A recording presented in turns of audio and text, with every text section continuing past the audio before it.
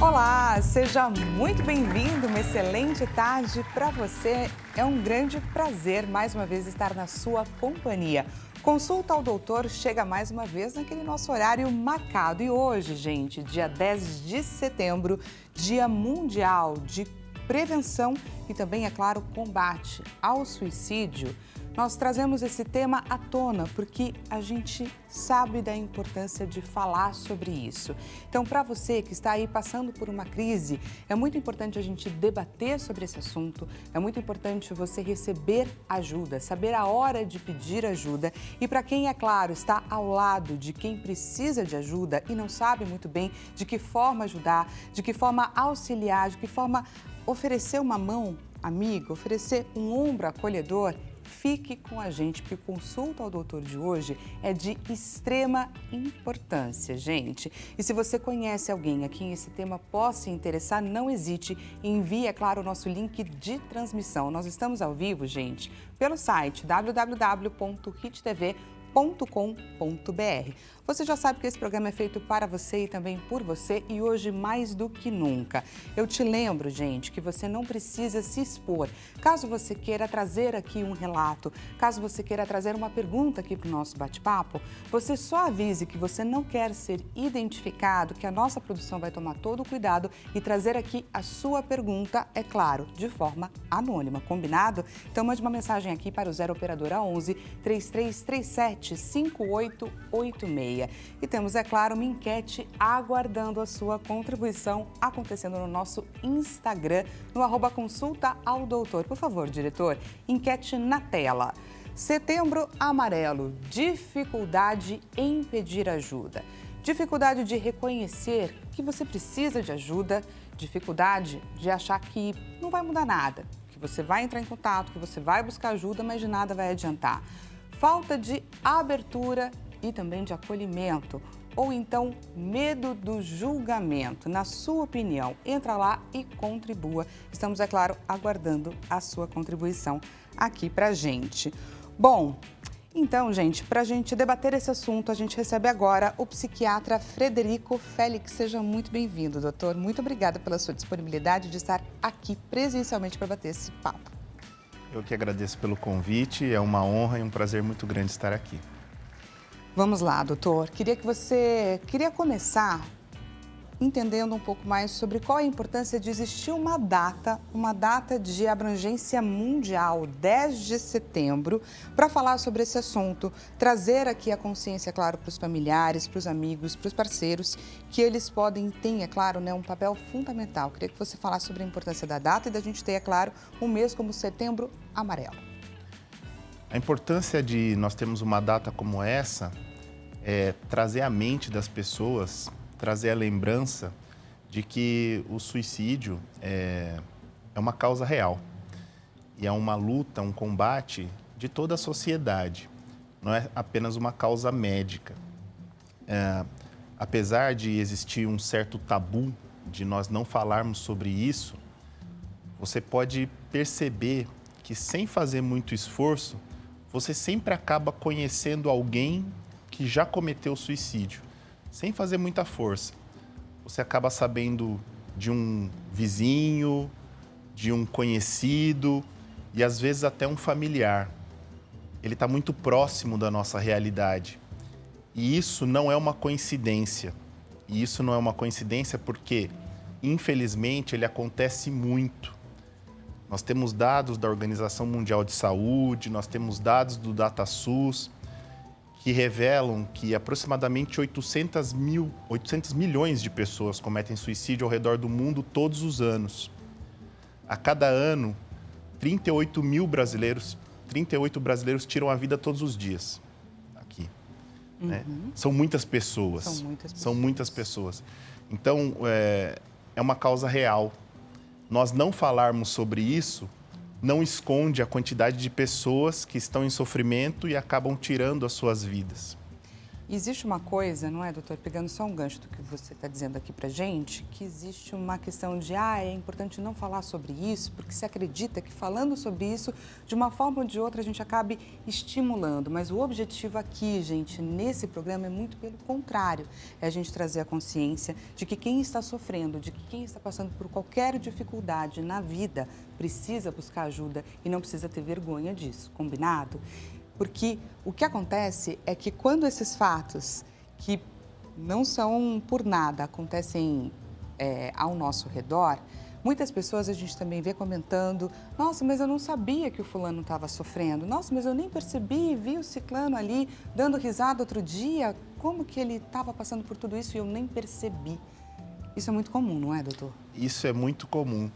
E exatamente esse gancho que você levantou é importantíssimo porque as pesquisas médicas revelam que quando essa pessoa tem oportunidade de receber ajuda, ela muda de ideia. Então, os dados mostram que o suicídio ele tem uma taxa de prevenção muito alta. Que bacana. Quando essa pessoa busca ajuda, ela muda de ideia. O suicídio, ele tem uma taxa de correlação com um transtorno mental altíssima. Alguns autores revelam que tem uma taxa de mais de 90% de correlação com um transtorno mental. Uhum. E dentre esses transtornos mentais, a correlação com a depressão é muito alta. Depressão tem uma prevalência muito grande ao longo da vida. Cerca de 15 a 20% da população em geral vai ter pelo menos um episódio depressivo ao longo da vida. Acredito que ao longo do programa nós vamos poder abordar com um pouquinho mais de profundidade esse tema da depressão. Mas a depressão também tem uma peculiaridade. Uhum. É um transtorno tratável. E quando a gente trata, ele melhora. Se ele melhora, se essa pessoa teve um transtorno, um episódio grave, que teve uma ideação suicida, ela tem a oportunidade de mudar de ideia. Sim. Então, a boa notícia é essa. Esse assunto abordado com responsabilidade, esse assunto abordado com conhecimento, dá a essa pessoa que está em sofrimento a oportunidade de se valorizar, de entender que ela não é um alienígena, que ela não é uma pessoa fraca. Que ela não está sozinha. Que ela não está sozinha. Que depressão, ao contrário do que muita gente pode, a princípio, julgar, que é falta de Deus, que é frescura, que é falta de trabalhar, não é nada disso. É um transtorno, é uma doença que tem tratamento. Infelizmente é comum, mas tem tratamento. Com tratamento, você pode melhorar, você pode sair dessa e a sua vida retomar o rumo. Queria só trazer alguns dados que o senhor até comentou sobre a Organização Mundial da Saúde. Existe um levantamento que mostra que mais pessoas morrem como resultado de suicídio, gente, do que de câncer, de guerras ou de homicídios. Entre os jovens, a gente traz até uma tela, de 15 a 29 anos, o suicídio, gente, foi a quarta causa de morte. Isso depois de acidentes no trânsito, depois de casos de tuberculose e também de violência interpessoal, quarta causa de morte, como aparece aqui na tela para a gente. Isso entre os jovens de 15 a 29 anos. E você estava comentando, doutor, sobre a questão da depressão. E o suicídio, ele tem uma questão que é multifatorial, certo? Queria que você contasse para a gente quais são esses fatores que podem levar um indivíduo a pensar em tirar a própria vida. Veja que, ao contrário do que muitas pessoas podem pensar, né? E isso é uma frase muito perigosa, dizer que a pessoa optou pelo suicídio, ela fez uma escolha. Na verdade, não. É resultado de uma falta absoluta de escolha. É uma entrega ao desespero. Geralmente, quem comete o suicídio já fez anos e anos de sofrimento. Já tentou todas as opções outras possíveis. Muitas vezes já passou por automedicação. Algumas vezes pode ter abuso de substâncias lícitas ou ilícitas, como álcool ou outras drogas. Uhum. Já teve um sofrimento muito grande que pode ter sido velado ou não. Muitas vezes essa pessoa já pediu socorro e foi ignorada. E ela teve indícios que algumas vezes podem ter sido vistos por outras pessoas e outras vezes não. Como já foi dito aqui, na maior parte das vezes, há indícios de que essa pessoa teve um comportamento que foi se alterando e foi se deteriorando ao longo dos anos. Muitas vezes essa pessoa esteve se isolando, ela esteve baixando de produtividade, ela esteve mudando o seu comportamento. E isso é notório, né? Quando você tem um desfecho de vida, uma abreviação da vida por suicídio, e você vai observar como estava vindo a vida dessa pessoa, esse sofrimento ao longo de anos, você vai percebendo as mudanças que foram ocorrendo. Essa pessoa estava diferente no seu trabalho, ela mudou o comportamento na escola, ela começou a usar mais algum tipo de substância, ela deu indícios de que ela estava num sofrimento mental muito grande. Algumas coisas acontecem que podem ser alterações comportamentais notórias. Na maioria das vezes acontece isso. O suicídio, na maioria das vezes, ele é evitável, né? Ele é prevenível, nem sempre, né? Nós não somos onipotentes, né? Mas, na maior parte das vezes, ele é prevenível e nós notamos algumas diferenças no comportamento das pessoas. Por falar em diferenças, em notar comportamentos, queria trazer um outro dado, porque eu acho que os dados eles são bacanas porque eles mensuram, é claro, o comportamento de uma sociedade. Eles trazem ali ipsis literis do que foi apurado. Então, um levantamento que foi realizado, gente, pela Fiocruz Bahia, acendeu um alerta a respeito da saúde mental de jovens aqui no Brasil. Entre os anos de 2011 e 2022, a taxa de suicídios cresceu mais na faixa etária dos 10 aos 24 anos do que na média da população geral, assim como a incidência das autolesões. Queria que você falasse sobre esse sinal, sobre esse comportamento dos jovens de se autolesionarem. Nós estamos notando que entre as gerações está havendo uma espécie de diminuição de uma coisa muito interessante que é a resiliência. Nós estamos notando que certos estímulos que antes poderiam fazer com que as pessoas fossem mais mentalmente resistentes, que elas conseguissem lidar melhor com algumas coisas que nós chamaríamos de frustração ou durezas da vida, para as gerações mais jovens estão sendo notadas como insuportáveis. De 2010 a 2019, nós notamos um aumento na taxa de suicídio de 113% nos jovens até 14 anos de idade. Esse número que você colocou na tela agora há pouco, do número de suicídio ser a quarta maior causa de morte entre jovens dos 14 aos 29 anos de idade, é alguma coisa, para quem está nos assistindo, absolutamente estarrecedora. Sim. É estarrecedor esse número, né? Se você for parar para analisar com frieza, é alguma coisa espantosa. Como é que é a quarta maior causa de morte entre pessoas que são ígidas, que têm a vida inteira pela frente, né? Oportunidades. Se nós formos pensar na expectativa de vida do brasileiro médio atualmente, está em mais de 70 anos de vida. Com 29 anos, você viveu um terço disso praticamente. Então, você tem tudo para viver ainda e você opta, não é a palavra correta, né? Mas você dá cabo da sua... Você se entrega ao desespero porque você consegue pensar que não há mais opções de você mudar uma situação.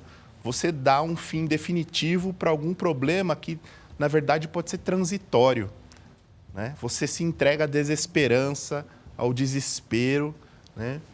A gente pode dizer, doutor, que, por exemplo, a pandemia contribuiu para esses dados? De alguma maneira, sim, porque aumentaram muito os transtornos mentais após a pandemia. Nós notamos isso também nos nossos consultórios, na nossa lida diária como agentes da saúde mental. Então, essas gerações mais novas parece que estão sofrendo muito com os transtornos mentais. É o que nós estamos percebendo trabalhando na área da saúde mental. Autolesões são mais comuns hoje em dia. Nós estamos notando também essas autolesões. o que é um sinal de alerta também. Muitas vezes as lesões autoprovocadas podem ser percebidas para as pessoas em geral como alguma coisa menos invasiva, menos preocupante, porque alguém pode ver aquela lesão superficial na pele do jovem e falar, mas não é tão grave, ele não queria se machucar de verdade, ele quer só chamar a atenção. Porque se ele quisesse realmente fazer alguma coisa grave contra si mesmo, ele teria cortado mais fundo, ele teria pulado de um lugar mais alto, ele teria usado uma coisa mais agressiva. Ele queria só chamar atenção. Ele queria só chamar atenção. Isso é uma frase perigosíssima. Uma pessoa que está se autolesionando está mostrando que ela está em grande sofrimento. E esse caminho é um meio do caminho. Uma pessoa que já tentou suicídio uma vez tem 5 vezes mais chance de tentar novamente. Isso é baseado em estudos. E muitas vezes essa pessoa que está nesse caminho do sofrimento mental, ela vai escalonando. Uma vez ela toma bastante remédio, outra vez ela usa bastante substância, outra vez ela se tranca no quarto e se corta. Ninguém faz alguma coisa muito violenta logo de cara. A pessoa vai sofrendo, esse é o caminho. O sofrimento vai aumentando e ela vai tentando coisas diferentes, até que chega um determinado momento, acontece a tragédia. Essa tragédia é o fim de uma história longa. E é justamente nesse desfecho trágico que nós não queremos chegar. O tempo de intervir é aqui, enquanto o corte é superficial. E é justamente sobre isso que trata o Setembro Amarelo. Nós temos que fazer o acolhimento enquanto há tempo, enquanto há vida. Então, essa é a hora de acolher. Enquanto a pessoa está fazendo esse corte superficial, enquanto ela está tomando medicações, enquanto ela está chorando e faltando à aula, faltando ao trabalho, esse é o momento de acolher. E não no final da linha. Então, é aqui que a gente faz o acolhimento. O Setembro Amarelo é a respeito disso. Sim. Qual é a orientação que você pode dar para os pais para que eles possam entender mais o seu filho, perceber esses sinais de que algo não está bem e de que é o momento deles intervirem? Compreender que para o jovem, essa percepção de que a vida vai decepcionar, de que vai haver o sofrimento e de que as coisas vão se alterar, para o jovem é muito difícil, é muito complexa. Alguns estudos mostram que essa percepção de tempo para o jovem é um pouco opaca, no sentido de que a primeira decepção amorosa para um jovem parece que é uma bomba nuclear. Que a vida não tem mais sentido. Que a vida não tem mais sentido, que o mundo acabou. Então, quando você vai acolher essa queixa e essa dor, você vai lidar com isso de uma maneira compreensiva. Porque para aquela pessoa de 13, 14, 15 anos, de fato aconteceu alguma coisa trágica. Eu preciso estar pronto para receber essa dor dessa pessoa de uma maneira empática. Porque senão eu desprezo isso de alguma forma, que a pessoa não vai mais voltar a me procurar. Mas meu filho parou de falar comigo. Você automaticamente afasta. Você afasta essa pessoa, você fecha um canal de comunicação. E essa pessoa que não consegue simbolizar essa dor, a dor que você não simboliza, você extravasa. Eu vou me cortar? Eu vou beber? Eu vou procurar onde conselho se eu não encontro com os meus pais? Talvez eu vá extravasar com álcool, talvez eu vá extravasar com drogas, talvez eu vá buscar conselho com outros pares da minha idade que vão me ajudar de alguma outra maneira. Na internet, talvez eu vá encontrar conselhos, podem ser bons ou não, não é? E aí é um limbo que... O jovem não consegue perceber, como um adulto, que essa decepção amorosa dos 15, pode ser que ele tenha mais 3 ou 4 ao longo da vida, até ele encontrar a pessoa ideal. E ele vai encontrar, ele vai superar, né? Ele pode perceber que talvez ele preste 4, 5, 6 vestibulares até que ele consiga passar de ano. A vida vai decepcionar, a tristeza faz parte da vida. E está sendo vendido para nós um modelo de alegria e felicidade, de estado de espírito, que tem que estar sempre tão elevado, e de uma alegria eterna e permanente, artificial. E as pessoas, nós, estamos sendo expostos a isso de tal maneira que, se você não estiver feliz, você está errado. Sim. Algo está errado com você. Algo está errado com você. Se você não estiver realizando, fazendo, né? Nós estamos numa Crescendo, sociedade do progredindo. fazer, né? Então, você não tem tempo de fruir a vida. Você não pode estar parado olhando para uma bela flor. Você não pode estar não fazendo, né? Nós somos a geração que mais lê, mas o que é que se lê? Instagram, rede social. Existe uma coisa chamada comparação ascendente, né? A sua vida parece estar sempre para trás, porque quem está ali no telefone é sempre melhor que você, né? Todo Você mundo fica é o mais tempo bonito, todo se mais comparando. inteligente, mais magro, mais rico, tá sempre na praia, tá sempre Bem. bombando, tá sempre sorrindo, né? Você fala, nossa, como minha vida é sem graça. Exatamente, né? E você vai ser tudo o que você quiser. Mentira! Você não vai ser tudo o que você quiser, você vai ser tudo que for possível para você. E está tudo bem. Só que para uma criança que tem um telefone na mão, para um jovem que tem acesso à televisão, até ele conseguir calibrar isso na mente dele, o sofrimento já foi instalado. Sim. E a resiliência não está pronta para acompanhar isso. Então, o sofrimento é muito grande. Eu não consegui, eu não tenho, eu não sou, eu não sorrio, eu não realizei, eu dei errado. E com 14 anos, a vida terminou. Sim. Né? E se eu não tenho apoio de alguém para me orientar nesse sentido... É muito difícil sair desse lugar. E o desfecho É trágico. é trágico.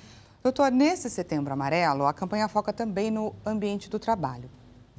Levantando aí pontos como estresse, a pressão pelos resultados, as jornadas excessivas que podem gerar, é claro, esgotamento mental e aí levar o indivíduo a desenvolver transtornos como a depressão, novamente aqui no nosso bate-papo, a ansiedade e outras questões.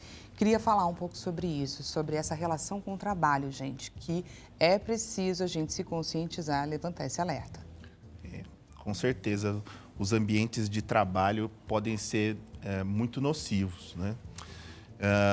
O trabalho em si é bom, ele traz um sentido para a vida, ele tem um papel protetor contra transtornos mentais. Então, nós nunca falamos que a coisa em si é um problema. Assim como rede social em si não é um problema, é o uso que se faz dela, né? Então, o trabalho em si, ele pode simbolizar alguma coisa muito boa, muito importante, muito positiva. São as contradições nele envolvidas que podem fazer mal ao indivíduo.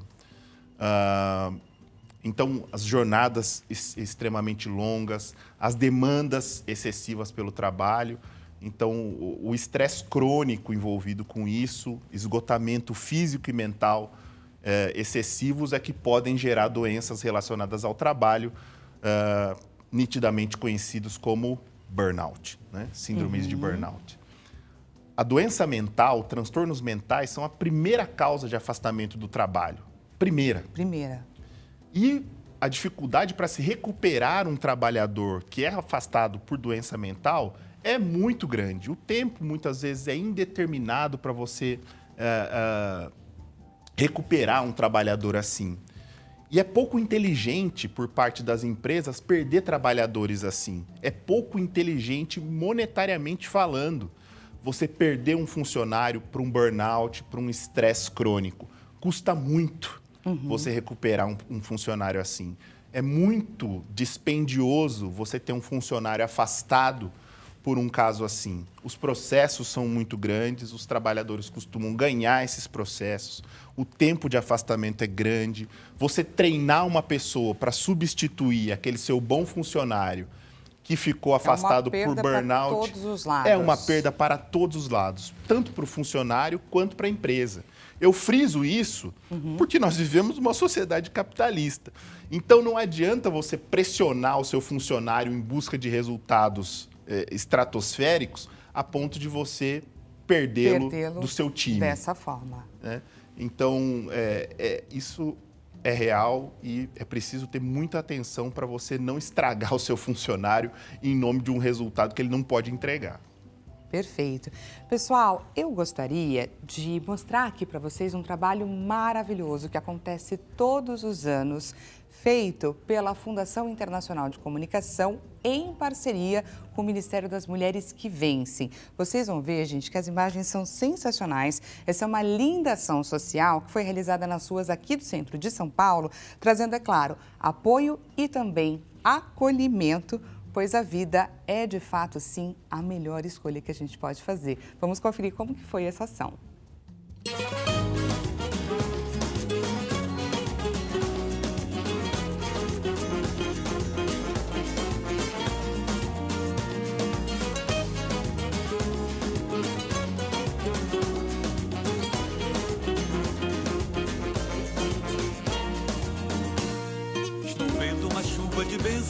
Estou vendo uma chuva de bênçãos, estou vendo uma chuva de bênçãos, vem vindo pra cá. É o mestre que opera milagres, é o mestre que opera milagres, é o mestre que opera milagres, vem nos visitar. Oh glória, nós damos glória, ele vem para mudar a nossa história. Oh glória, nós damos glória e vamos todos dar a volta da vitória.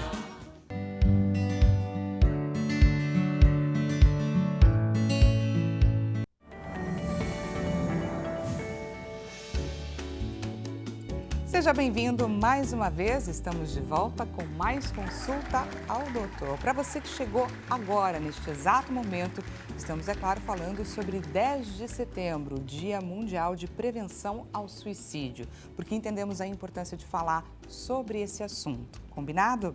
Se você conhece alguém que esteja precisando de ajuda, não hesite em enviar o nosso canal de transmissão. Estamos em transmissão ao vivo, gente, pelo link, pelo nosso site www.hittv.com.br. Te lembro que esse espaço é um espaço que você pode fazer uso dele. Traga aqui para a nossa conversa o seu relato, traga a sua dúvida sem precisar se expor, combinado? Dessa vez você manda uma mensagem para a gente dizendo que você quer permanecer em anonimato, que a nossa produção vai tomar o maior cuidado com os seus dados, não vamos revelar em nenhum momento, vamos trazer, é claro, a sua pergunta, o seu questionamento, o seu relato aqui para o nosso bate-papo. Vamos fazer esse combinado hoje? E temos, é claro, uma enquete acontecendo no nosso Instagram, aguardando, é claro, a sua contribuição. Corre lá no @Consulta ao Doutor. Diretor, coloca pra gente a nossa enquete na tela. Setembro Amarelo.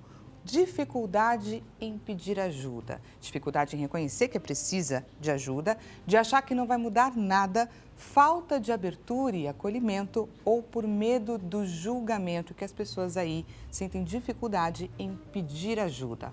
Entra lá e envia para a gente a sua contribuição. Para você que chegou agora, vou te apresentar aqui o nosso psiquiatra, nosso doutor dessa tarde, que está aqui trazendo para a gente vários insights valiosíssimos, gente. Doutor Frederico Félix, muito obrigada, viu, pela sua participação. Está sendo muito bacana esse nosso bate-papo. Que legal. Obrigado. E, doutor, você estava comentando no bloco anterior sobre a importância de cuidar de um profissional que está ali em sofrimento por alguma questão de transtorno mental. E aí eu queria, então, que você trouxesse dicas, gente, para os gestores, para os profissionais que estão aí em cargos de liderança, sobre de que forma que eles podem ajudar o seu funcionário a apoiar um profissional, por exemplo, que esteja vivendo crise de ansiedade, que esteja vivendo um processo aí de depressão. Queria que você trouxesse aí insights valiosos para esses gestores. Eu acho que a primeira coisa a ser reconhecida é que essa dor, esse sofrimento mental é alguma coisa real, que existe. Nós falamos muito em psiquiatria de uma coisa chamada psicoeducação. E a psicoeducação passa por nós entendermos que o sofrimento psíquico ele é real. Nós temos muita facilidade em entender que sintomas físicos são reais. Porque quando a gente vê uma tomografia, quando a gente vê o raio-x de um osso quebrado, como a gente consegue enxergar, a gente fala assim, poxa vida, é um sintoma de fato, né? Isso eu estou é verdade. vendo. Mas aí, como a depressão não sai na tomografia, a gente fica entendendo como alguma coisa etérea, né? Será que existe mesmo, né? Será que não é frescura? Será que não é preguiça essa coisa que ele está sentindo, né? Eu não consigo dimensionar que esse sintoma, esse sofrimento seja uma coisa real, mas ele é real, né? Não é preguiça, não é falta de fé, né? Não é só uma vontade de ficar em casa, é um sintoma de fato. E esse sintoma, muitas vezes, vai melhorar com o uso de medicação, vai melhorar com psicoterapia, vai melhorar com estratégias de saúde mental. Então, esse gestor pode abolir uma coisa chamada mimimi. Essa palavra tem que ser abolida do dicionário, né? E muitas vezes é o que um gestor fala, é o que se fala nos corredores da empresa, né? Mimimi é o nome que se dá a uma dor que você não está sentindo, né? Você muitas vezes vai classificar essa dor psíquica de outra pessoa como uma frescura, como um mimimi. Mas não, é um sintoma, né? E o sintoma é uma coisa que a pessoa não escolhe. Não basta mudar de ideia, né? Os sintomas depressivos, eles são 5, né? E pelo menos 5, e eles têm que ser sentidos por um tempo de pelo menos 2 semanas. Humor deprimido, anedonia, né, que é perda de interesse ou prazer nas atividades cotidianas, alterações de sono, alterações de apetite, menos-valia, né, que é você sentir que a sua vida não é tão boa quanto a vida das outras pessoas. E isso, quando eu digo menos-valia, e quando eu digo que a pessoa não consegue sair da cama, por exemplo, não é uma questão de vontade dela, não é uma questão de opção, é uma questão de sintoma. E o sintoma é quebrado com medicação. Assim como todos nós já sentimos uma dor de cabeça, fomos lá, tomamos um analgésico e a dor de cabeça cessou, assim também o sintoma depressivo. Quando você faz o tratamento correto, o sintoma cessa. E você retoma as suas atividades. Portanto, um passo importante de um gestor de uma empresa é reconhecer determinados sintomas e orientar que essa pessoa busque ajuda. Num tempo curto, ele pode ter o seu funcionário de novo no seu time atuante e medicado, porque o tratamento é para que essa pessoa retome a sua funcionalidade. E durante o próprio tratamento, essa pessoa pode estar de volta ao trabalho, fazendo o tratamento e funcionando muito bem. Muito bacana, viu, doutor? Muito necessária essa sua dica. Muito bacana mesmo. E você estava até comentando anteriormente sobre o trabalho não é só uma fonte de renda, é aquela história, o trabalho dignifica o homem, o trabalho é o estar ativo, é o se sentir necessário, requisitam meus serviços, enfim. E quando a gente vai atingindo aí a terceira idade, a melhor idade, é claro, mas as pessoas, elas se aposentam, não? Elas deixam de trabalhar, deixam de fazer parte aí desse processo frenético que é o trabalhar dia a dia, estar em contato com outras pessoas o dia a dia. E aí, então, eu queria trazer um pouco o nosso olhar, a gente falou um pouco sobre como a questão do suicídio, os pensamentos suicidas interferem nas nossas crianças, como interferem nos nossos adultos que estão aí trabalhando, se sentindo pressionados muitas vezes. E aí eu queria trazer um pouco esse olhar para os idosos, com relação à solidão, o que afeta eles, ou nós, nessa faixa da vida, nessa fase da vida. Na fase dos idosos, muitas vezes o que pode acontecer são fatores que estão relacionados a isso, né? Uma sensação de perda de utilidade, a sensação da solidão, muitas vezes a viuvez, né? Perder um parceiro de vida, muitas vezes a percepção de uma doença crônica, são fatores que podem estar associados aos pensamentos suicidas. Portanto, a atenção com parentes idosos tem que ser redobrada, né? Então, nós percebemos que o suicídio ele pode ser notado como um fenômeno bimodal. Em 2 faixas etárias, ele é muito notório, né?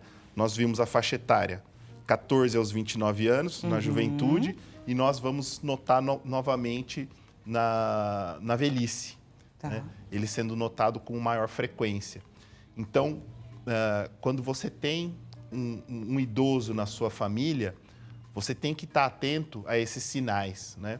Algumas vezes você vê que a pessoa começa a se organizar muito, né? Ué, por que o vovô começou a doar coisas?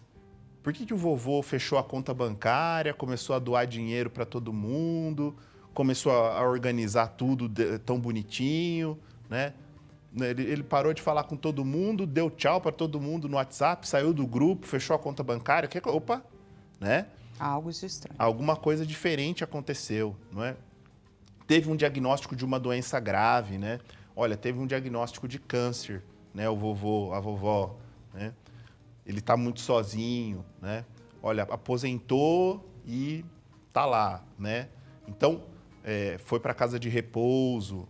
Nós temos que ter essas noções, né? E mais uma vez eu friso isso.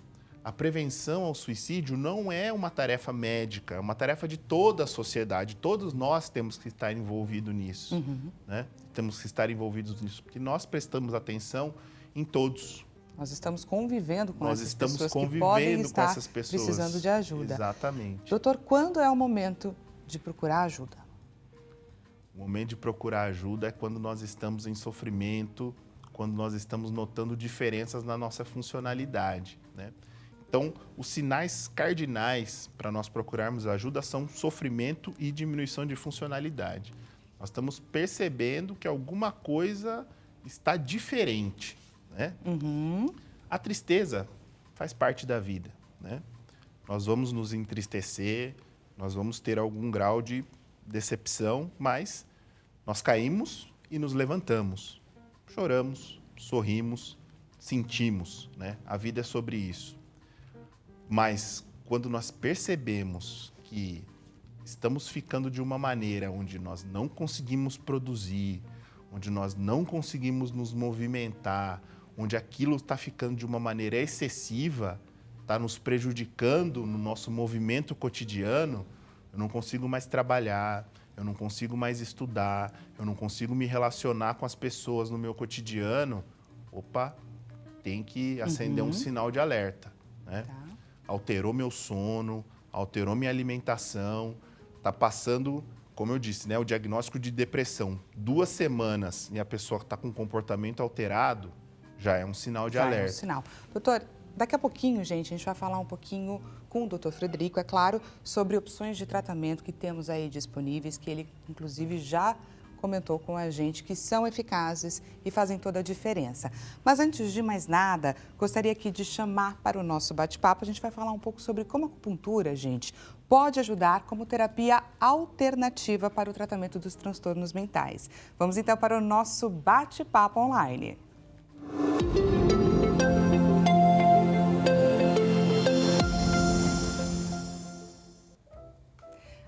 Boa tarde, doutora. Apresento a vocês, gente, o psiquiatra também, médico acupunturista e presidente do Colégio Médico Brasileiro de Acupuntura, doutor Luiz Sampaio, correto? Correto. Seja muito Prazer estar com bem-vindo, você. doutor. Oportunidade de poder falar. Doutor, como que é feita a avaliação para determinar qual o melhor caminho para executar esse tratamento? Então, a primeira coisa que a gente tem que falar, como o colega lá já colocou, né, é fazer um diagnóstico médico, né? A gente precisa ter uma anamnese correta, né? Nós precisamos ter uma entrevista com o paciente. Muitas vezes, se o paciente tem alguma dificuldade de colocação, né, chamar um familiar para que tenhamos também essas informações a respeito, porque muitas vezes um paciente psiquiátrico também omite, né, algumas determinadas informações e que acabam nos deixando mais com dificuldade de fazer um diagnóstico, né? Mas é extremamente importante nós termos um diagnóstico bem feito, né? E principalmente conhecer quais são as situações de risco que pode levar esse paciente, né? E aí, como que esse tratamento pode ser conduzido, só para a gente fechar um pouquinho o nosso raciocínio? Uhum. Então, o tratamento vai depender do diagnóstico e das condições do paciente, né? Então, por exemplo, eu atendi um paciente que veio me procurar como psiquiatra também e acupunturista para tentar um tratamento com acupuntura ao invés de usar o medicamento. O diagnóstico dele era um diagnóstico já de uma depressão mais arrastada, né? E que ele não estava correspondendo de modo adequado ao uso do medicamento. Então, assim, a ideia foi, né, conversar com o colega que estava atendendo para que ele revisse a medicação e, é óbvio, que a acupuntura só estaria indicada à medida que esse tratamento pudesse ser resolvido. Então, se fosse muito interessante esse relato que você trouxe aqui para a gente sobre a forma de conduzir um tratamento, trazendo várias alternativas, é claro, para o paciente. Doutor, gostaria de agradecer demais a sua participação aqui com a gente. Eu, infelizmente, vou ter que encerrar o nosso bate-papo, porque o nosso programa já está chegando ao final. Mas para você que gostou, que acompanhou aqui o relato do doutor, gostaria de deixar para vocês o contato dele. O Instagram, cmba.acupuntura-médica. Muitíssimo obrigada, viu, doutor? Agradeço demais, doutor Luiz Sampaio, psiquiatra, conversando aqui com a gente. Até mais. Agradeço a você, Dani, pela oportunidade. Até mais, doutor. E continuando aqui o nosso bate-papo, gostaria de trazer rapidamente opções de tratamento. Antes de mais nada, vou trazer também o resultado da nossa enquete. Por favor, diretor, resultado na tela. A alternativa que venceu, na verdade, deu empate entre a primeira e a segunda alternativa. Dificuldade de reconhecer que precisa de ajuda e achar que não vai mudar nada. Então, doutor, gostaria só de trazer um último pensamento, fechando aí, comentando um pouquinho sobre o resultado da nossa enquete. Vai dar sim. Tem esperança. Vai dar certo. É possível sim, é só buscar o profissional correto. Tem saída.